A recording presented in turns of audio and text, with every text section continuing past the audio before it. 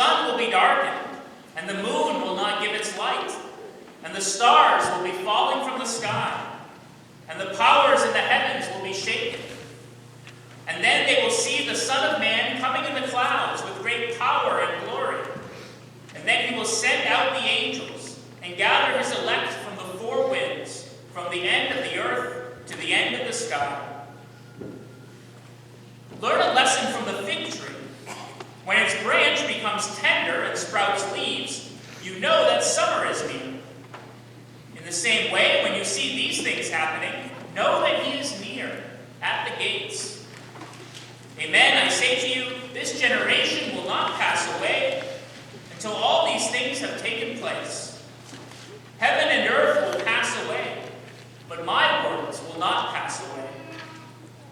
But of that day or hour no one knows, neither the angels in heaven, nor the Son, but only the Father.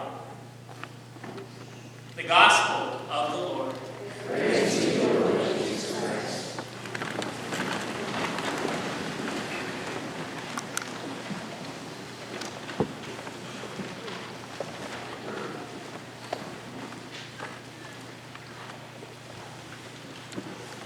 Don't be alarmed, but there are now officially 70,000 different ways that we could die. A new law was passed that requires doctors requesting reimbursement from Medicare and other government programs to use a new set of diagnostic codes. There's 70,000. There's a code for every ailment and condition you can think of, and if someone passes away from such a condition, the appropriate code must be noted in their file. It used to be that life was much more simple. We would just have to fear very few things in life. We would pray that an accident or heart disease or cancer wouldn't afflict us or our loved ones. But today, the world is much more complicated.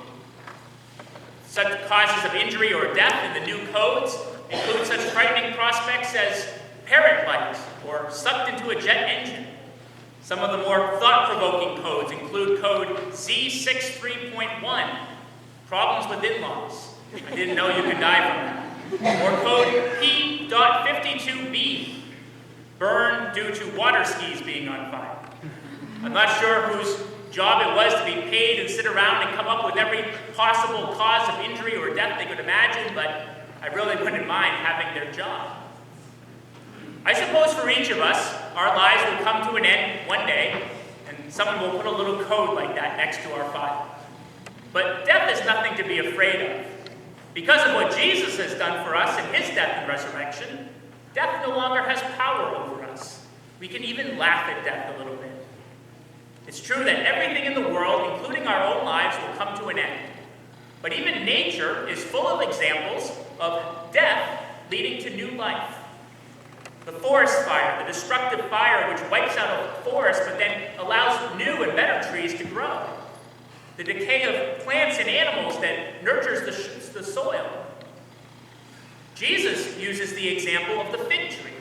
The fig tree would begin to sprout leaves in the summer. In the autumn, it would begin to bear fruit. I remember being in the Middle East several years ago and tasting some of the delicious figs and dates they had at almost every meal. Very so good. Around this time of year, the fruit falls off the trees and the leaves begin to die.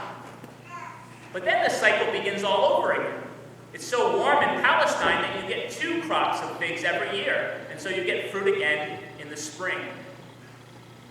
Well, Jesus uses the fig tree as an example to remind us not just of our own mortality, but to remind us that the world itself is going to come to an end one day. The world itself is going to wear out. In very descriptive, dramatic language, it's very symbolic language, it's called apocalyptic language, Jesus describes what the end of the world is going to be like. And what he describes is nothing less than the dissolution of God's creation. When God created the world back in Genesis, if he began that process by placing the sun and the moon and the other stars in the sky. Well, here Jesus is describing the opposite. The sun will be darkened. The moon will be turned to blood. The stars will fall out of the sky. The world, like everything in it, has a natural cycle. It had a beginning and will have an end. It's interesting to note how closely Jesus' description matches what scientists tell us about the natural progression of the universe. The sun has about 5 billion years left to shine, after which it will expand into a huge red gas giant, devouring the Earth itself, and then will ultimately burn out as a small white dwarf star. The universe, which began in a Big Bang 13.7 billion years ago, will end billions of years from now, either, depending on the density of matter in the universe, either in a big crunch, in which everything just implodes back in upon itself at a single point, or in an infinite dissolution of matter called the Big Freeze. The universe will return to the nothingness from which it came. But for Jesus, the timetable is much more pressing. We don't know the day or the hour when the world will end. God could bring the world to an end at any time. And given sinful humanity's ability to ruin our environment and to create weapons of mass destruction, it's entirely likely that we'll destroy our own world long before that. For each of us as individuals, the timetable is even more pressing. Because God has given us 70, 80, 90, at most 100 years on this earth, a mere drop in the bucket.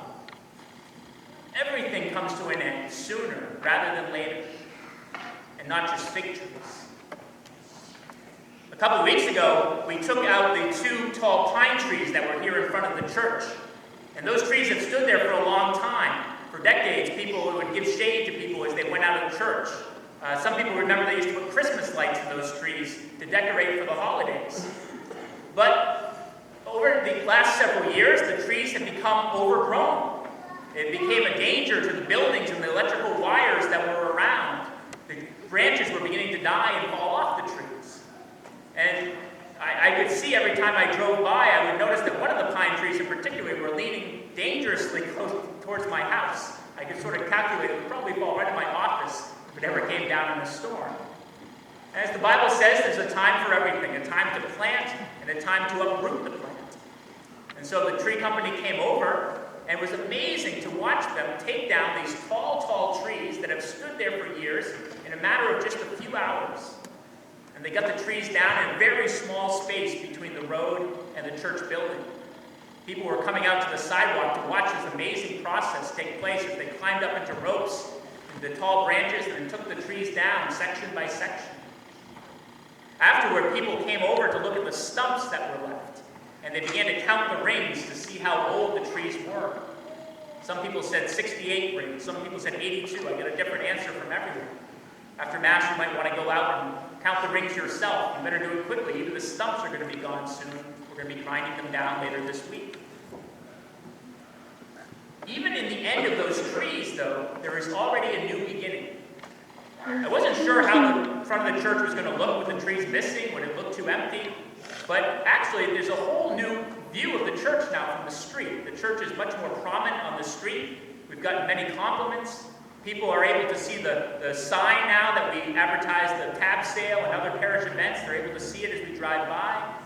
In the spring, there's going to be the opportunity to renew the landscaping and to plant some new plants.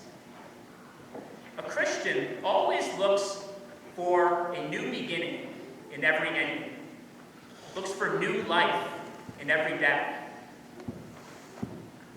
Because the tree that gives meaning to our lives as Christians isn't the fig tree, isn't the pine tree outside the church. It's the tree of the cross. That's what we believe, that Jesus died on the cross and then rose again.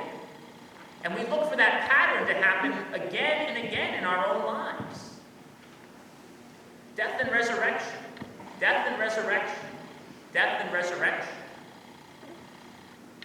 A poll was recently taken of couples who have been married for a long time, and they were asked, what has been the biggest joy in your marriage? What has been the most rewarding thing in your marriage? And people answered with a list that you might expect, things like children, and our romantic life, and thinking about the past, and looking together towards the future. And then they were asked another question. What has been the biggest challenge, the biggest disappointment, the biggest hardship in your marriage? And they listed things like children, and our romantic life, thinking about the past, and worrying about the future. It was the exact same list. Hidden in every disappointment, in every hardship, in every cross in our life is the seed for new life and resurrection. We know that because that's where Jesus has gone before us, and we're just following in his footsteps. Every day, we should be looking for the crosses in our lives, because the cross teaches us that our suffering isn't just meaningless suffering. It has a purpose. It's leading somewhere. If we unite it to the cross of Jesus, then our little crosses every day are getting us ready for death. Every day, our little crosses in our life are teaching us that everything comes to an end, that nothing lasts forever. The little crosses in our life are teaching us to give up the things that we can't take into heaven with us anyways. Every day, our little crosses are teaching us to die a little bit more to self, so that when death does come, we're ready. Death is just a stamp on everything that has gone before. One day, our earthly life will come to an end, and a doctor somewhere will put a little code next to our file, L63.2. I hope that's not sucked into a jet engine. And they'll close the file and they'll put it away. Sometime later, somebody may be walking through the cemetery and will, out of the corner of their eye, they'll take a look at our gravestone. They'll try to calculate the number of years between our birth date and our death date, like someone might count the rings on a tree. Oh look, they lived to be 98. He was 81. She was just 45. Then they'll walk away, and over the years, the land will change. The cemetery will get buried. Even our graves will be forgotten. The sun will be darkened. The moon will be turned to blood. Even the universe itself will come to an end. But we will not be forgotten. There is a God who holds the whole universe in his hands, who loves us, and who knows each one of us by name, and who has promised the resurrection to those who believe. Heaven and earth will pass away, Jesus says, but my words will never pass away. Let us put our trust in his words, in his promise, believing that out of death will come new life.